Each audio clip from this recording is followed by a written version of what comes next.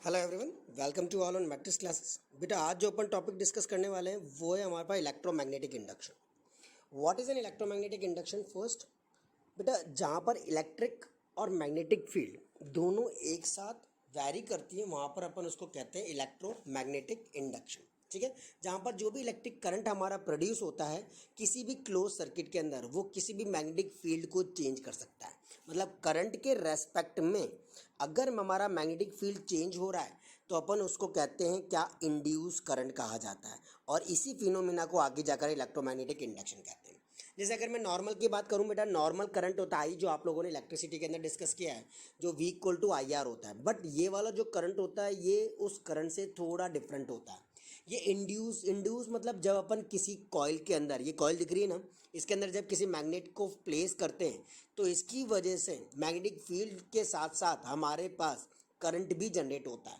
और उस करंट को आप लोग क्या कहते हो? हाँ, इंड्यूस करंट कहा जाता है। तो जो भी पोटेंशियल डिफरेंस होता है सर्किट के अंदर ड्यू टू इंड्यूस करंट, मतलब वोल्टेज जो भी डेवलप होगा इस इंड्यूस करंट की वजह से, उसी को आप लोग आगे जाकर के इंड्यूस्ड ईएमएफ कहोगे। समझ गए कि जो भी पोटेंशियल डिफरेंस हमारा सर्किट में हो रहा है किसके साथ, इंड्यूस करंट के साथ, तो ये हमारा इंड्यूस्ड ईएमएफ कहलाएगा। जो भी प्रोडक्शन है हमारे पास किसका, इलेक्ट्रिसिटी का, फ्रॉम किसमें, मैग्नेटिज्म में। और ये चीज़ किसके प्रिंसिपल को बताती है? इलेक्ट्रोमैग्नेटिक इंडक्शन के प्रिंसिपल को इंडिकेट करती है। समझ गए ना इलेक्ट्रोमैग्नेटिक इंडक्शन, जहाँ इलेक्ट्रिक और मैग्नेटिक दोनों चीज़ें इंड्यूस की जाती है। इंड्यूस करना मतलब लगाना, चलाना, इंडक्ट करना। जैसे अपन चार्जेस को इंडक्ट करते हैं, हमारे पास पूरी एक कंडक्टर है, उसके अंदर जब पॉजिटिव चार्ज हमारे पास सिस्टम के अंदर रहते हैं और जैसे मैं कोई नेगेटिव वाला लाता हूँ सारे पॉजिटिव वाले उस नेगेटिव की तरफ अट्रैक्ट हो जाते हैं। तो जो चीज़ जनरेट करेगी उसको आप लोग क्या कहते हो? इंडक्शन कहा जाता है। ठीक है, तो यहाँ पर अपन एक एग्जांपल भी दे रखा है गैल्वेनोमीटर का। गैल्वेनोमीटर वो इंस्ट्रूमेंट है जिसको अपन यूज़ करते हैं किसको डिटेक्ट करने के लिए? इलेक्ट्रिक करंट की जो प्रेजेंस को इंडिकेट करता है किसमें, सर्किट में। इलेक्ट्रिक करंट की प्रेजेंस को बताने वाली चीज़।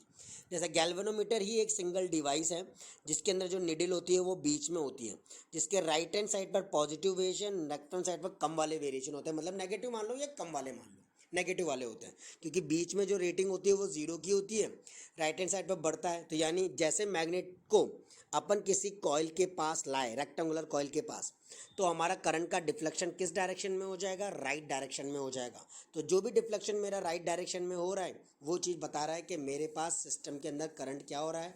इंड्यूस्ड किया जा रहा है। इसको जिस प्रिंसिपल के थ्रू बताया गया था ईएमआई को, वो कहलाता है फ्लेमिंग लेफ्ट हैंड रूल कहलाता है। क्या होता है बेटा इसके अंदर? Direct induce current in state conductor, किसी भी स्टेट कंडक्टर के अंदर जो भी डायरेक्शन होता है इंड्यूस करंट का, इंड्यूस करंट का जो डायरेक्शन होगा वो किसके थ्रू बताया जाएगा? फ्लेमिंग राइट हैंड रूल के थ्रू बताया जाता है। क्या कहता है बेटा इसके अंदर? ध्यान से देखना, राइट हैंड रूल के अंदर ये हमारे पास जो पहले वाली फिंगर होती है, फोर फिंगर, ये हमारा थंब, ये मिडिल फिंगर जो होती है। ठीक है, it state that four finger, middle finger and thumb of the right hand are stretch, इसको मैंने खोल दिया एट राइट एंगल की फॉर्मेट में एक दूसरे के साथ। विथ फोर फिंगर जो होगा वो किस डायरेक्शन में होगा? मैग्नेटिक फील्ड की डायरेक्शन को बताएगा। थंब हमारे मोशन के बारे में बताएगा वायर के, और current in the wire is in the direction of middle finger, और बीच की फिंगर उसको किसके बारे में बताएगी? करंट के डायरेक्शन के बारे में इंडिकेट किया जाएगा। क्लियर हो गई बात? अब यही चीज़ हमारे यहाँ है, ये मैग्नेटिक फील्ड है, ये हमारा मोशन है, और ये हमारे पास क्या है? इंड्यूस करंट कहलाता है। इसको फ्लेमिंग राइट हैंड रूल अपन इंडिकेट करेंगे। ठीक है, why to induce the current in the circuit, क्यों अपन करंट को इंड्यूस करते हैं किसी भी सर्किट के अंदर, और किस तरीके से होता है? यहाँ पर बहुत अलग अलग मेथड्स होते हैं जिसके थ्रू अपन करंट को इंड्यूस करते हैं।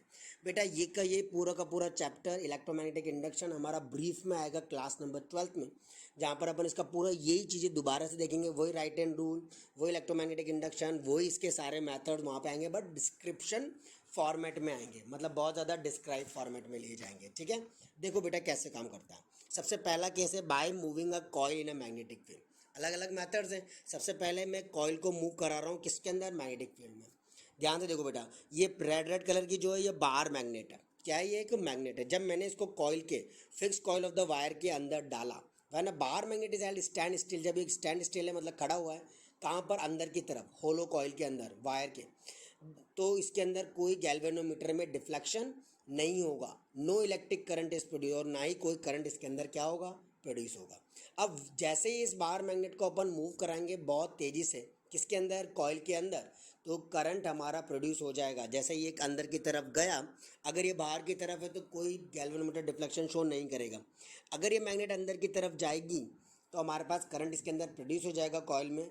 This shows deflection in galvanometer. ये डिफ्लेक्शन शो करता है किसमें? गैल्वेनोमीटर में। ठीक है। वैन जैसे ही मैग्नेट हमारी मूव करेगी बहुत तेज़ी से कॉइल के अंदर, even then current is produce in the coil. जब करंट प्रोड्यूस भी हो रहा है बट इन अपोजिट डायरेक्शन के अंदर होना शुरू कर देगा, मतलब जब मैं उसको बाहर की तरफ खींचना शुरू करूँगा। So current produce in the case is alternating. तो जो भी करंट यहाँ पर होगा जब मैंने इसको बाहर निकाला तो वो alternating current, deflection left direction में, डिफ्लेक्शन राइट डायरेक्शन में, current flows in opposite direction में वेरी कर रहा है। अब यही पूरा डिस्क्रिप्शन अपन ने यहाँ बता रखा है, ध्यान देना। जब किसी बार मैग्नेट को मैंने पकड़ रखा है बस होलो कॉइल के पास में वायर के, तो कोई डिफ्लेक्शन गैल्वेनोमीटर में दिखाई नहीं देगा।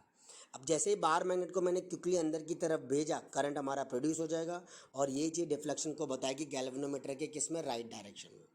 अब मैग्नेट को मैंने बाहर की तरफ मूव आउट, बाहर निकाला बहुत तेज़ी से, तो जो भी करंट था वो भी हमारा बाहर वेरी करेगा, बट वो अपोजिट डायरेक्शन में वेरी करेगा। ठीक है। That is the first case of EMI जिसके अंदर अपन ने कॉइल को मूव कराया किसके साथ? मैग्नेटिक फील्ड के रेस्पेक्ट में। Now in stationary coil. अब स्टेशनरी कॉइल में इसका क्या इफेक्ट होता है, कैसे जनरेट होता है? ये एक अपन ने स्टेशनरी कॉइल्स ले ली, दो कंसिडर किया, दो कॉइल से हमारे पास, सच एज कॉइल एक प्राइमरी बोलेंगे और एक सेकेंडरी कॉइल को बोला जाएगा। प्राइमरी को अपन कनेक्ट करेंगे किसके साथ? बैटरी के साथ। ये प्राइमरी है हमारी, ये प्राइमरी कहलाती है जिसको बैटरी और स्विच के साथ कनेक्ट किया है। और सेकेंडरी के अंदर अपन ने गैल्वेनोमीटर लगाया है। तो कंसिडर किया अपन ने दो coil, such as coil 1 primary coil, coil 2 secondary कहलाती है। प्राइमरी को कनेक्ट करता हूँ अपन बैटरी के साथ।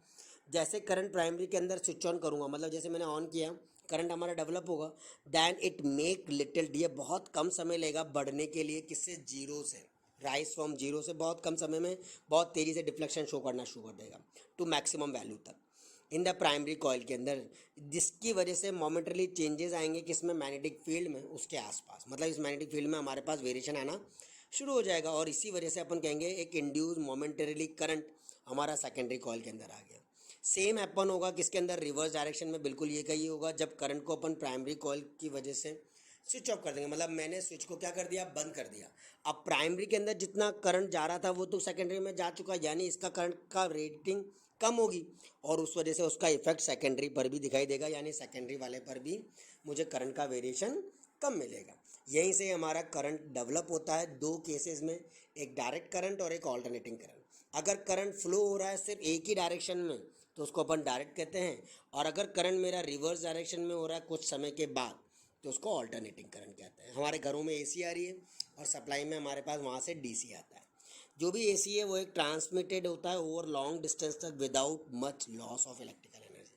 इसमें ज़्यादा इलेक्ट्रिकल एनर्जी का कोई लॉस नहीं होता। दोनों AC and DC upon use करते हैं किसके लिए? For lightning and heating purpose के लिए, है ना, जलाने के लिए अपन इसको यूज़ करते हैं। ये टोटल हमारे पास क्या कहलाता है बेटा? करंट का वेरिएशन कहलाता है जो अपन यहाँ सिस्टम के अंदर जनरेट करते हैं। क्लियर? समझ गए? इलेक्ट्रोमैग्नेटिक इंडक्शन के बारे में प्रिंसिपल समझ में आ गया उसका, कैसे क्या करते हैं। यही चीज़ अपन आगे की तरह बाद में लेंगे जनरेटर्स और जनरेटर्स की फॉर्मेट में, जहाँ डायनामो वगैरह के अंदर भी इसको यूज़ किया जाएगा। Till then bye everyone.